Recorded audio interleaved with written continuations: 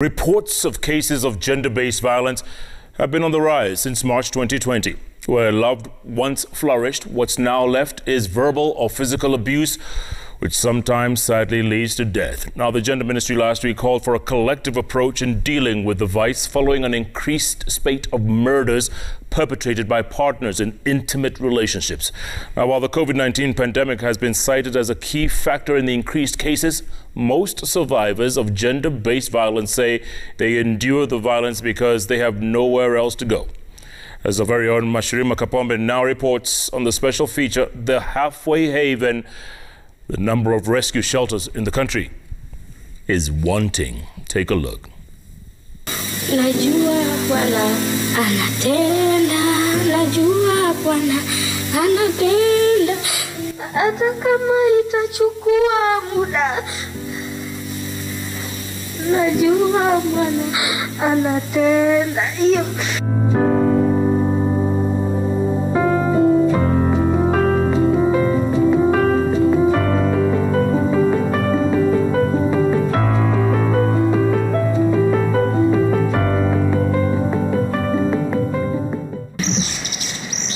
Peace and calm embraces anyone who walks into this compound, a shelter for victims of gender-based violence. Its walls conceal the past pain endured by the 30 women and children living here. Hope, not her real name, came here after over 2 years of violence from her abusive partner. A mother of two, she was a bartender when they met. Their relationship bloomed, but demolitions in the area where she lived left her homeless. 3 months pregnant with a third child, she and her children moved into her partner's home. Mimba ilikuja ikafika miezi 8 ndio sasa akaanza sasa kutoa makarasi zake sasa. Mara nipiga huyu mtoto, mara mimi sitalipia watoto shule, mimi watoto nisaidia. Mimi mkoro wangu hakunisomesha, nikakuwa mwizi, hata huyu mtoto anaweza kuwa mwizi. She endured the pain silently. Neighbors were afraid to intervene. Watu wananiogopa, hata wataki kuniongelesha. Tu ukienda kwa kibanda, mtu anakuambia tafadhali, sitaki maneno na huyo mzee wako, chukua mboga uende. Hata hao watoto, kuna watoto wanacheza nao, wanacheza tu hivyo wawili tu. She sought assistance from the authorities, but that too left her dejected. Venye nilienda kituo cha polisi, hawa kaniambia hiyo ni ya family. Tuongee tu kifamilia mimi na yeye hapo. Her plan to live with her children hit a snag when her partner discovered her whereabouts. Akanitrace mali nilienda kibarua kia Michael. Kwenda kumbe alikuwa ameendea Mugoka. Akapita na pikipiki ndiye akapata nimelalisha mtoto chini ya kibanda. Ndiye akachukua mtoto. Nasikia alimchukua akamwagia mafuta, anamrusha juu ya mabati. Sasa ndio wenye wanaenda kuchukua mboga wanasema huyo mwanaume alikuwa anashika mtoto hivi na mkono moja. Anamrusha hapo chini akamumwagia mafuta. Sasa ile kwenda kuweka kiberiti ndio sasa wamama wakaenda wengi wakachukua mtoto. While seeking treatment for her baby, a clinician introduced her to the LVCT health officers and a plan to rescue her was set in motion.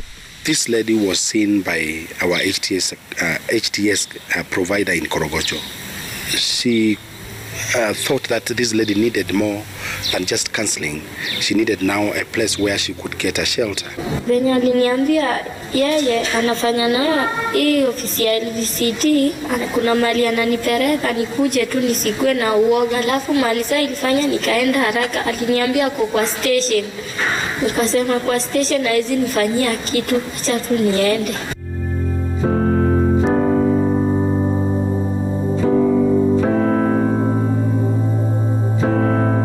Close to a month now, she and her children have found refuge in this shelter.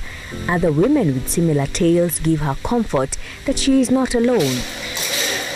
Sarah, a social worker living in the shelter, tells us the home offers temporary relief for the lucky few who make it here. Weekly counseling sessions unburden their hearts. But in addition to the space limitation, they cannot stay here for too long. We have those who will stay here for 1 month. We have those who will stay here for a maximum of 3 months. Hata nikitoka hapo nje sijui nitaelekea wapi. Siwezi kaa Nairobi. Naona tu pata atanipata venye alipata huyo mwingine, na akinipata sina maisha na watoto. Sina maisha.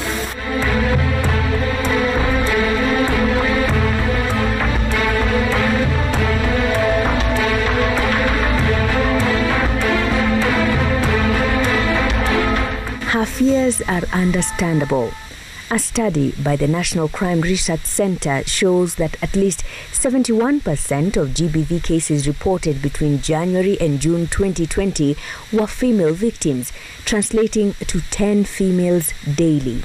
The main perpetrators being youthful males aged 18 to 33 years who are in a family or intimate partner relationship context. Yeah, most of the gender-based violence cases are never reported. The research shows only 20% are reported. The report highlighted by the Ministry of Gender showed the common forms of GBV recorded during the 3-month restriction period of April to June 2020 were murder, sexual offences, defilement, grievous harm, physical abuse and child marriage. According to UN Women, an increase in reported gender-based violence cases is not just a Kenyan problem. The increase in cases raising the demand for emergency shelters across the world. Consolata Waithaka started Women's Hope Center, an NGO focusing on gender-based violence 13 years ago. At the time, her focus was on advocacy, but she realized there was a gap. I remember one time we were called by Nairobi Women to do a story for a very young girl. She was 13 at the time. And I realized this girl does not need a story. A girl who has gone under CS, you just need someone to tell you it's okay, you need a healing place. So I thought, why don't we start a shelter whereby when these people are going through issues of GBV can have a place to call home and a healing place. She started with a small structure to accommodate the survivors, but the numbers were overwhelming.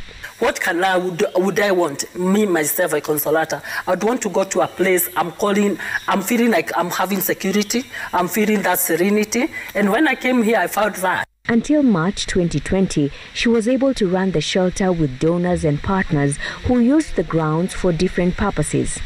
By the time the corona was hitting, we had signed contracts on how we'll do. We had several weddings queuing. We had several conferences, people come here training their youth, and of course all that was shut.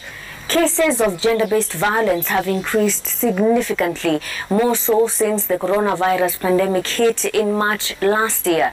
The economic situation making it harder for shelters such as this one to house, feed, counsel, and empower survivors. There are 42 shelters housing gender-based violence survivors in the country. 36 are privately owned, 6 are run by government. Gender-based violence is very complex. Not every person who is a victim wants to go to the rescue center. The Center for Rights, Education and Awareness crew supports shelters like Women's Hope by identifying survivors who need to escape from abusive spouses. Are they safe where they are? If they are not safe, then you check for support systems. But if there is no support system, for example, then now that is a person that would ideally be a candidate for a shelter. At the shelters, the women stay for 1 to 3 months undergoing counseling, seeking medical treatment and learning crafts that will help them sustain themselves once they leave.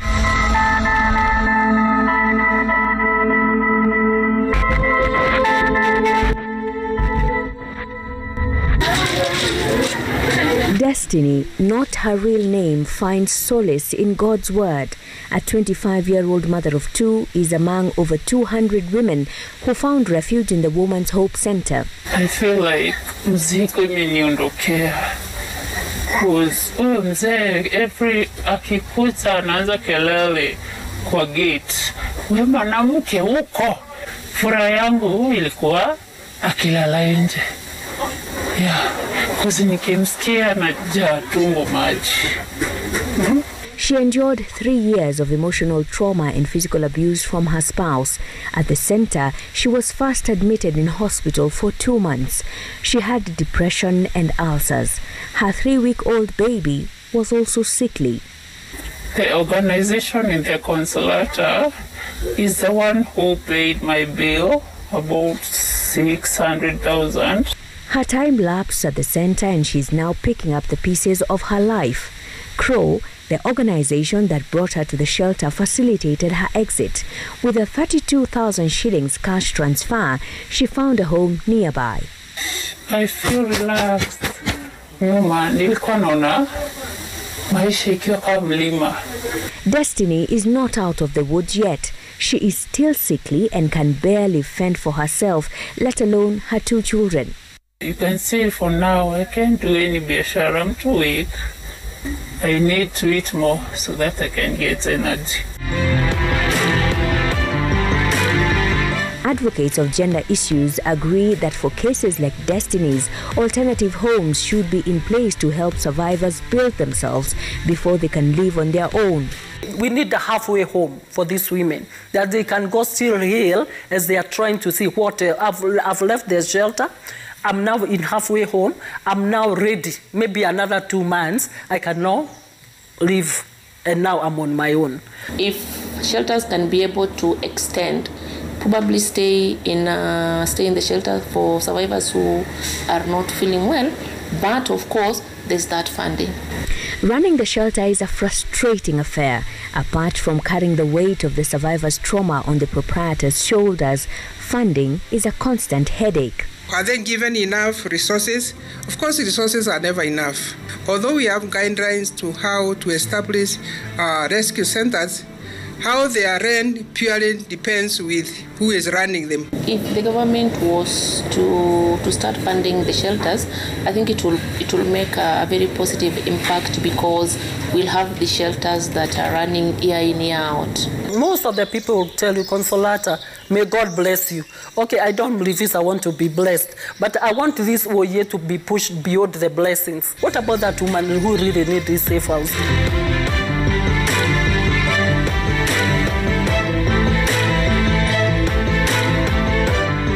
Despite the challenges, there is a silver lining. Hiyo ni ya 50, hii ni ya 30, hii ni ya 70. Vitu mzuri mzuri. Halima Atieno's smile lights up her business. She was taken to the shelter by CROW after a woman found her wandering with a baby in hand. Alinifukuza tu nikiwa na mtoto bila anything, sina hata nguo, sina hata nini. Nikiwa kwa barabara nilikuwa natoka huko hivyo juu sana teremka hivi, nikakutana na mama Muislamu ambaye umemuona hapa hivi Rahma. The woman who helped her was also a survivor of GBV. She introduced her to CROW, who first gave the option of summoning her partner and resolving issues. But Halima had had enough. She had a 1-year-old sickly child who deserved better. Akakuwa hajali na plus I guess hiyo venye mtoto alikuwa kila wakati ya hospitali kupelekwa hospitali kurudi, alikuwa anaona ni kama ina burden. Juu nakumbuka baba kuna siku niombe mtoto anafaa kupelekwa hospitali, akaniambia mtoto akitaka kufa ya kufe tu. Hata shina imempatia stress. Her baby died 3 weeks after she was admitted to the shelter. Hapo sana place nilifeel feel yenyewe I'm depressed.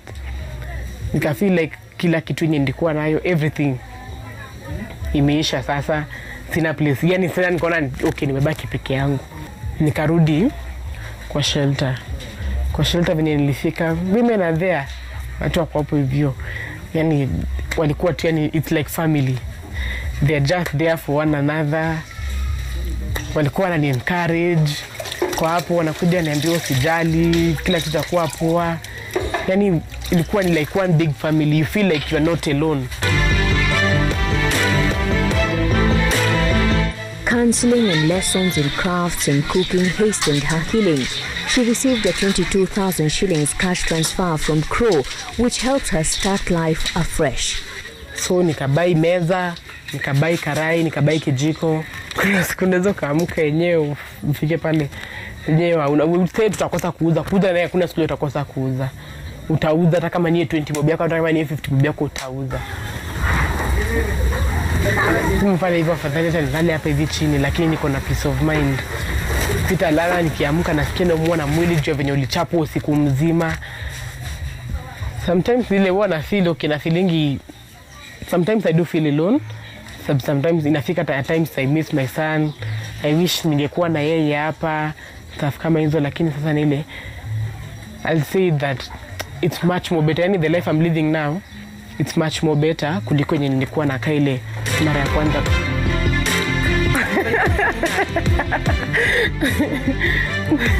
Rescue shelters for gender-based violence survivors offer solace, healing, and the beginning of a new life for many. Due to the high number of cases reported by women, all 42 shelters in the country target females and children exclusively. There are none targeting males, who comprise 28% of GBV cases reported.